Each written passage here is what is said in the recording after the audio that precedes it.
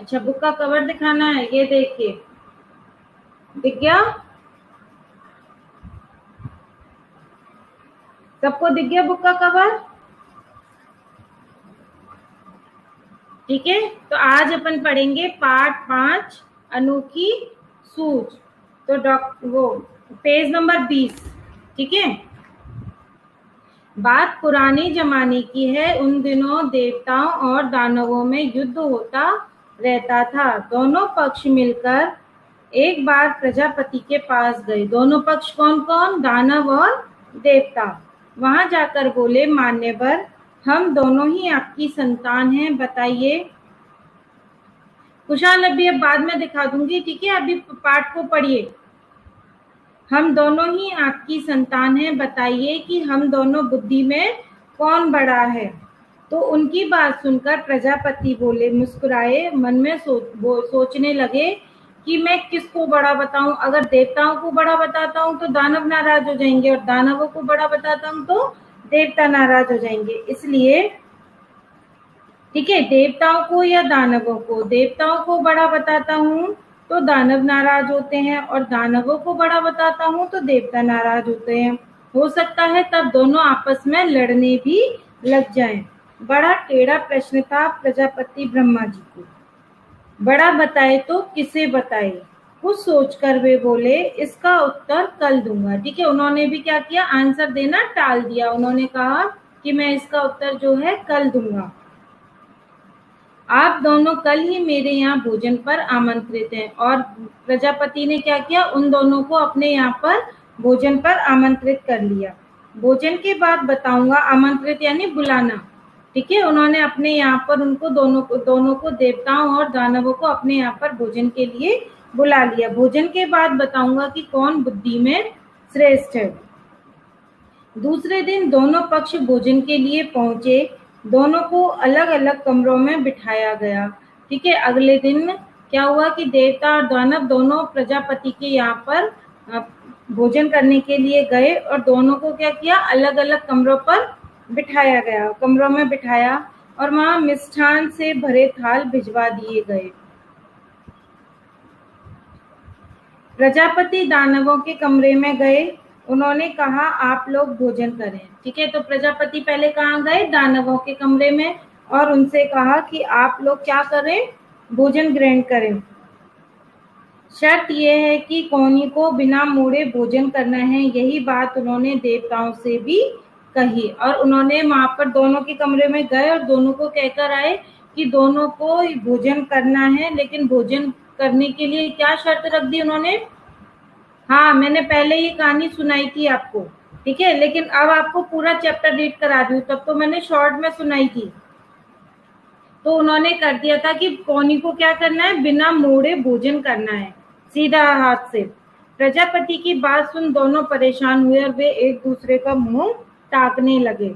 प्रजापति की बात सुनी कि अपन जब खाना खाते हैं तो अपनी एल्बो मुड़ती है। अब उन्होंने सोचा कि बिना कौनी मोड़े तो हम खाना कैसे खाएंगे, और वो एक दूसरे का मुंह ताकने लगे। समस्या थी तो खाएं कैसे? कौनी नहीं मोड़नी चाहिए और भोजन भी नहीं बचना चाहिए। मतलब कौनी भी नहीं मोड़नी चाहिए और भोजन भी नहीं बचना चाहिए। प्रजापति की आज्ञा का भी पालन होना चाहिए। मतलब अब भोजन भी खत्म करना है और कौनी भी नहीं मोड़नी है। अब ये सब उन दोनों के सामने क्या हो गई? समस्या। दोनों सोचने लगे कि इस तरह से कैसे खाना खाएं। अब दोनों ही सोचने लगे तो देवताओं ने एक उपाय सोचा। कमरे के किवाड़ बंद किए और आमने सामने बैठ गए। उन्होंने अपना आसन कैसे लगा लिया? आमने सामने। ठीक है, लड्डू उठाकर एक दूसरे के मुंह में देने लगे। अब उन्होंने बीच में तो क्या रख लिया? लड्डुओं का थाल रख लिया, और दोनों एक इधर बैठ गया और एक सामने बैठ गया। आमने सामने बैठ गया और दोनों सीधा की सीधा ऐसे बिना कोनी मोड़े एक दूसरे को खिलाने लगे। जब कुछ देर में थाल साफ हो गया, सारे लड्डू समाप्त हो गए, ना हो हल्ला ना शोरगुल। देवताओं ने शांति पूर्वक भोजन किया। जब देवताओं ने एक दूसरे को खिलाना शुरू किया तो ना तो वहां पर शोर हुआ और खाना भी क्या हो गया? बिल्कुल खत्म हो गया। अब दानव अपने कमरे में परेशान थे। दानव सोचने लगे कि बेकार ही यहाँ आए, नहीं आते तो ये परीक्षा तो नहीं देनी पड़ती, आ ही गए हैं तो परीक्षा देनी ही पड़ेगी। ठीक है, अब दानवों को अभी तक कोई उपाय नहीं समझ में आया कि हम इस खाने को किस तरीके से खत्म करें, तो वो तो ये सोचने लगे कि हम यहाँ नहीं आते तो ही अच्छा रहता, कम से कम इस परीक्षा से तो हमको नहीं गुजरना पड़ता। तो अब उन्होंने सोचा अब जब आ ही गए हैं तो अब क्या करनी है, हमको परीक्षा तो देनी ही पड़ेगी। अब दानवों ने भी क्या किया, अपने कमरे के किवाड़ बंद कर लिए और लड्डुओं के थाल पर टूट पड़े। अब उन्होंने लड्डू कैसे खाना शुरू किया, लड्डू को ऐसे ऊपर उछालते और अपना मुंह यूं खोल लेते। ठीक है, अब कुछ लड्डू तो उनके मुंह में आता और कुछ क्या हो जाता, जमीन पर गिर जाता, तो उनका निशाना सही से नहीं लगता। देखिए, लड्डुओं की थाल पर टूट पड़े, लड्डू लेकर ऊपर उछालने लगे।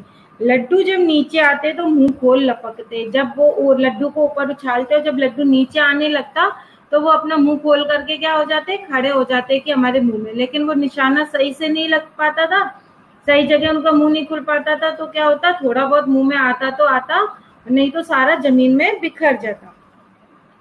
लड्डू जमीन पर गिरते और चूर चूर हो जाते। कमरे से हो ही की आवाजें आती रहीं, चीखते चिल्लाते और लड़ते झगड़ते रहे। अब दानवों ने खाना ना तो खुद खाया और ना ही दूसरों को खिलाया, और उनके लड्डू भी क्या हुए, सारे बेकार गए, और जमीन पर क्या हो गया, सारा फर्श भी गंदा हो गया और इतना शोर आ रहा था उनके कमरे में से। तो सारी स्थिति स्पष्ट थी। प्रजापति ने कहा, देवता ही श्रेष्ठ हैं। अब प्रजापति उन दोनों के पास गए और उन्होंने देखा, दानवों के कमरे में जाकर देखा तो वहां पर क्या हो रहा था, गंदगी फैल रही थी और उनके कमरे से बहुत आवाज भी आ रही थी। ठीक है, और जब दानवों के, वो देवताओं के कमरे में गए तो वहां के जो लड्डू थे वो भी बिल्कुल फिनिश हो चुके थे, देवताओं का पेट भी भर गया था और वहां पर बिल्कुल भी गंदगी भी नहीं थी। तो प्रजापति ने कहा, देवता ही श्रेष्ठ हैं, जानते हो क्यों? इसलिए कि उन्होंने सहकार की भावना से काम किया। सहकार मतलब सहयोग की भावना से, मतलब उन्होंने खुद भी खाया और दूसरों को भी खिलाया, यानी खुद का भी पेट भरा और दूसरों का भी भरा। तो इन्होंने लिखा कि खुद भी खाओ और दूसरों को भी खिलाओ, यानी जियो और जीने दो। ये थी इनकी विशेषता। किनकी विशेषता थी ये? देवताओं की, है ना। तो इन्होंने बुद्धि से काम लिया, सूझबूझ दिखाई। ये आमने सामने बैठ गए, एक दूसरे के मुंह में लड्डू देते रहे और थोड़ी देर में थाल इनके क्या हो गए, साफ हो गए, यानी भोजन समाप्त हो गया। दूसरी तरफ दानवों ने शर्त का पालन किया। दूसरी तरफ दानवों ने शर्त का पालन किया, लड्डू उछालते रहे, उन्हें पाने के लिए लपकते रहे। ना उन्होंने खुद खाया और ना ही दूसरों को खाने दिया, और लड्डू तो बिगड़े बिगड़े और उनका पेट भी क्या हो गया, खाली रह गया, उनका पेट भी नहीं भरा। ठीक है, तो इसमें देखो लिखा है कि जिसके पास बुद्धि है उसी के पास क्या है, बल है। अगर देवता भी उनकी तरह काम करते तो वो दोनों ही श्रेष्ठ नहीं हो पाते, लेकिन उन्होंने क्या किया, बुद्धि से काम किया। ठीक है, अब इसके हैं शब्दार्थ। उच्चारण के लिए शब्द, जो उच्चारण के लिए शब्द मैं आप लोगों को भेजती हूँ ना, इनको आप कठिन शब्द लिख करके उसमें कॉपी में नंबर डाल के लिख लिया करो। और भी जो शब्द आपको ऐसे लगता है कि हम नहीं लिख पाएंगे, उन शब्दों को किसमें लिख लिया करो, कठिन शब्दों में। ठीक है,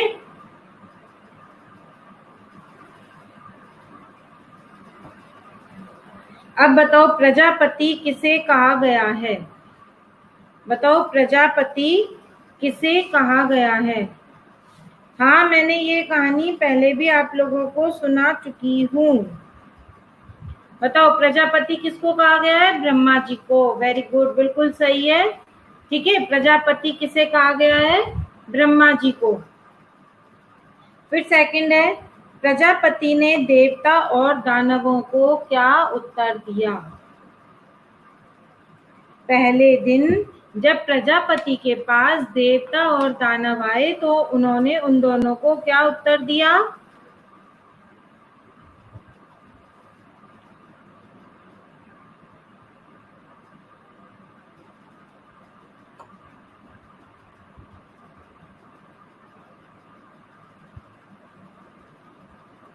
हाँ, उन्होंने कहा, पहले दिन जब देवता और दानव ब्रह्मा प्रजापति के पास आए तो उन्होंने कहा कि कल भोजन के बाद बताऊंगा कि कल तुम दोनों क्या हो, मेरे यहाँ पर भोजन पर आमंत्रित हो, और भोजन के बाद बताऊंगा कि बुद्धि में कौन श्रेष्ठ है। ठीक है। फिर तीसरा है, देवताओं और दानवों ने प्रजापति से क्या प्रश्न किया। पता है ये पार्ट भी बिल्कुल इजी है और इनके क्वेश्चन आंसर उनसे भी ज्यादा इजी है। देवांश इसका आंसर ये नहीं आएगा, वो पहले दिन का पूछ रहा है। ठीक है, पहले दिन का पूछ रहा था वो, कि जब पहले दिन प्रजापति और देवता आए थे, तब वो पहले दिन दानव और देवता प्रजापति के पास आए थे, तब उन्होंने क्या कहा था उनसे। तो तब तो उन्होंने इनसे यही कहा था ना कि मैं तुमको कल बताऊंगा कि बुद्धि में कौन श्रेष्ठ है। तब तो उनको यही आंसर दिया था ना उन्होंने। हाँ, फिर है, देवताओं और दानवों ने प्रजापति से क्या प्रश्न किया। यस, दित्य का ठीक है। हाँ, लिपिका का भी ठीक है। अनीश अभी ये वाला आंसर नहीं आएगा। वो तो प्रजापति ने कहा था कि बिना कौनी मोड़े खाना खाना है। वो तो क्वेश्चन में ये पूछ रहा है कि देवताओं और दानवों ने प्रजापति से क्या प्रश्न किया। तो देवताओं और दानवों ने प्रजापति से क्या प्रश्न किया था कि हम दोनों में से बुद्धि में कौन सर्वश्रेष्ठ है या कौन बड़ा है बुद्धि में। ठीक है, क्वेश्चन को आप लोग ध्यान से सुना करो। अब बताइए, प्रजापति ने भोजन करने के लिए किनको आमंत्रित किया। प्रजापति ने भोजन करने के लिए किसको आमंत्रित किया।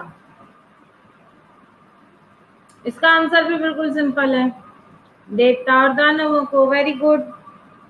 अब है, प्रजापति ने, अब देखो इस वाले क्वेश्चन में ये आंसर आएगा अनीश, जो आप अनीश और आर्यन पहले बोल रहे थे ना। हाँ, कि प्रजापति ने भोजन करने की क्या शर्त रखी। ठीक है, प्रजापति ने भोजन करने की क्या शर्त रखी, इसमें आएगा वो वाला आंसर आपका।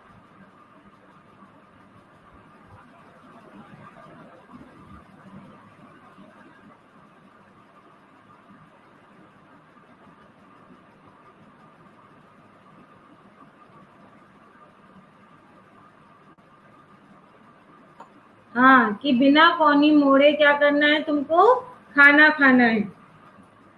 देवताओं ने अपनी सूझबूझ कैसे दिखाई।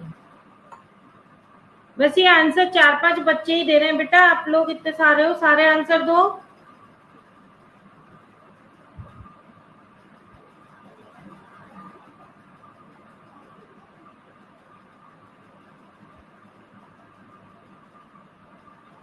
अपूर्वा, मोहित, आरती, अभिषेक, आप लोग तो आंसर ही नहीं देते हो। नेहा, ठीक है, बस ये 4-5 बच्चे ही आंसर देते हैं।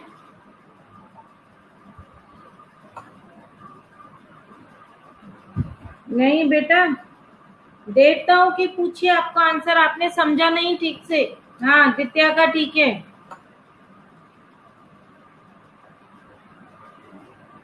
आर्यन यादव का भी ठीक है। हाँ, इसमें क्वेश्चन किया था मैंने कि देवताओं ने अपनी सूझबूझ कैसे दिखाई। तो देवताओं ने अपनी सूझबूझ कैसे दिखाई थी, एक दूसरे के सामने बैठ करके और एक दूसरे के मुंह में उन्होंने क्या किया, लड्डू खिलाने लगे। यस। शोरगुल कौन कर रहे थे और क्यों। बताइए, शोरगुल कौन कर रहे थे, शोरगुल कौन कर रहे थे और क्यों कर रहे थे। क्यों कर रहे थे वो,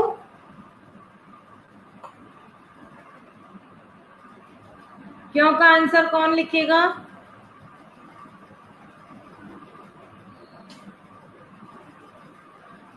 हाँ, ये तो सबका आंसर ठीक है कि शोरगुल कौन कर रहा था, दानव कर रहे थे। और क्यों कर रहे थे। यस, ठीक है। देखिए, शोरगुल कौन कर रहा था, दानव कर रहे थे, क्योंकि वो लड्डू को क्या कर रहे थे, उछाल उछाल कर खा रहे थे और लड्डुओं को लपकने के लिए वे शोरगुल कर रहे थे। लड्डुओं को लपकने के लिए क्या कर रहे थे, वो शोरगुल कर रहे थे। प्रजापति ने किसको श्रेष्ठ बताया और क्यों? प्रजापति ने किसको श्रेष्ठ बताया और क्यों?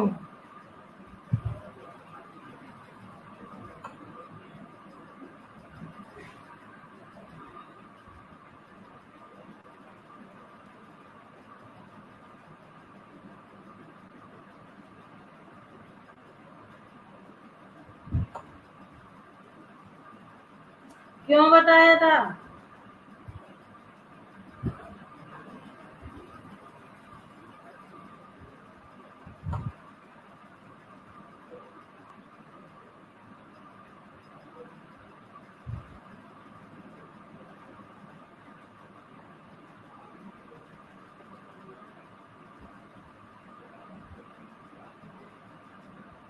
हाँ, क्योंकि देखो इतना बड़ा इसमें प्रजापति ने देवताओं को श्रेष्ठ बताया क्योंकि उन्होंने एक दूसरे के सहयोग सहकार की भावना से काम किया था। मतलब एक दूसरे की उन्होंने क्या करी थी, हेल्प करी थी।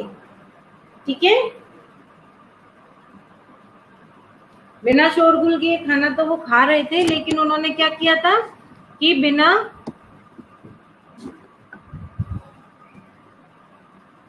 हाँ, क्योंकि उन दोनों ने एक दूसरे की क्या करी थी, हेल्प करी थी उन्होंने, देवताओं ने, इसलिए उनको, और उन्होंने सहयोग सहकार की भावना यानी सहयोग की भावना से काम किया था, इसलिए प्रजापति ने उनको श्रेष्ठ बताया था। हाँ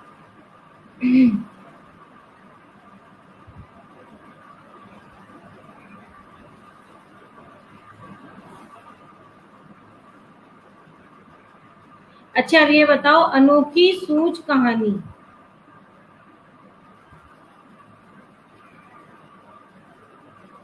अब ठीक हो गई? ठीक है, तो अनोखी सूझ कहानी, अनोखी सूझ कहानी में क्या संदेश दिया? अनोखी सूझ क्या है, अपने पाठ का नाम है। ठीक है, पाठ के नाम क्या है, अनोखी सूझ। बेटा मेरे यहाँ नेट सही आ रहा है, मैं आपके नेटवर्क को देखो आप।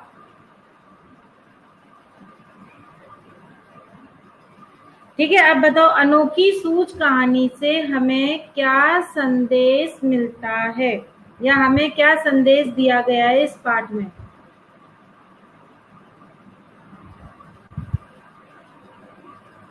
बेटा आपका नेट चला गया होगा इसलिए।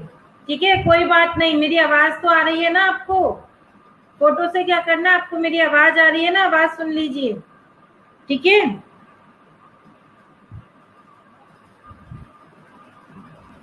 हाँ, हमको मिल बैठ कर खाना चाहिए, बिल्कुल ठीक है। और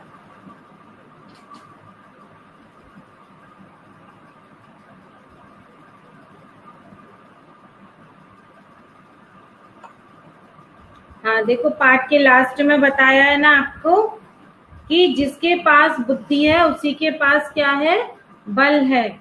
जो बुद्धि से काम लेता है वो हमेशा क्या होता है, जीत जाता है समझदारी से। और देवताओं ने क्या किया था, अनोखी एक दूसरे की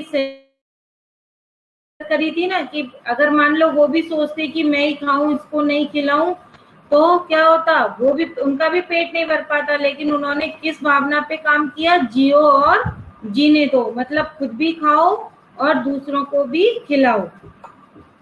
ठीक है, अब किसी को कुछ पूछना है, पूछना है किसी को कुछ? अच्छा ये बताओ, पार्ट 4 तक सबका वर्क कंप्लीट हो गया ना? पार्ट 4 तक सबका वर्क कंप्लीट हो गया? जिन बच्चों का वर्क कंप्लीट हो गया वो मेरे को सेंड कर देना, और जिनका नहीं हुआ है वो अपना वर्क कंप्लीट कर लेना। ठीक है, और आप लोग है ना देखकर भी मात्राओं की बहुत गलती लिखते हो।